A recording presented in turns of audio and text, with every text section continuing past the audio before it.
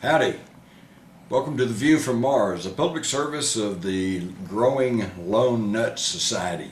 I'm Jim Mars, your guide in the search for our intelligent life on the planet Earth.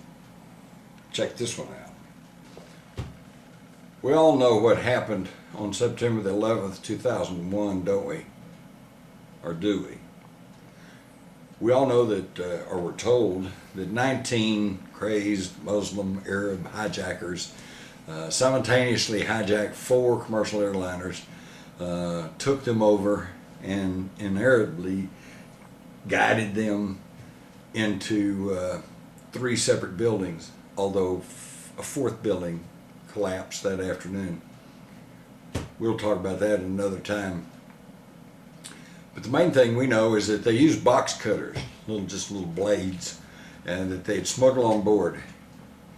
Or did they?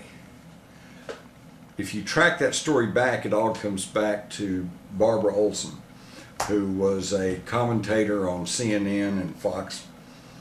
Her husband at the time, Ted Olson, was Solicitor General of the United States appointed by George W. Bush. And according to Ted Olson, his wife called him that morning and on 3 separate occasions.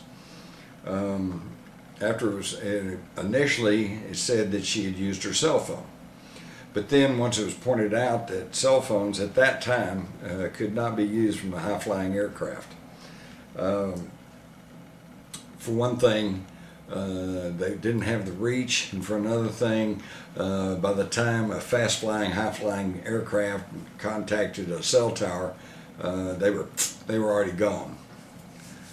So the story changed a little bit. Then it became that she had used one of the back of the seats earphones, but then American confirmed that they didn't have those phones on that particular flight. So then it kind of went back to the cell phone thing. But the main thing there was she's the one who said that the hijackers had used box cutters, or cutter blades, I think is what she said, and had herded the crew and the pilots and the passengers all to the rear of the airplane. So right there's a problem, because according to pilots for 9/11 Truth, they managed to get hold of the black box data recording for that flight, Flight 77, and one of the data protocols buried down in there was a electronic sensor for the cockpit door that would register every time the cockpit door was open or closed, and it showed that the cockpit door to Flight 77 was never opened during flight. So how did the hijackers get in there? So again, it all comes back to Barbara Olson and her calls.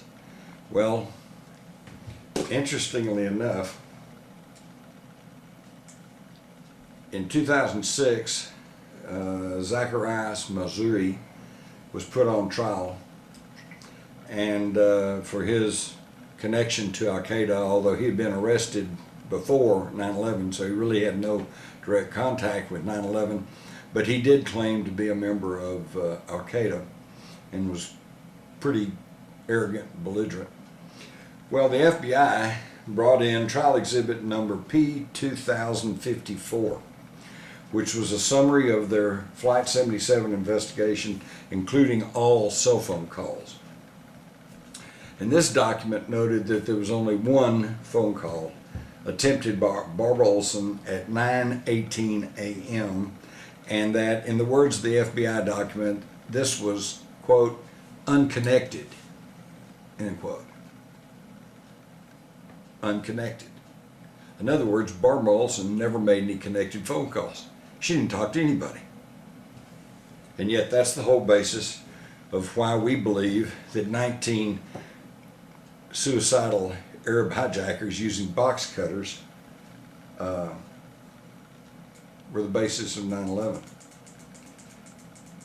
This is the only evidence that American Flight 77 was in the air after it dropped from radar screens about 9 a.m. They lost it. They didn't know where it was.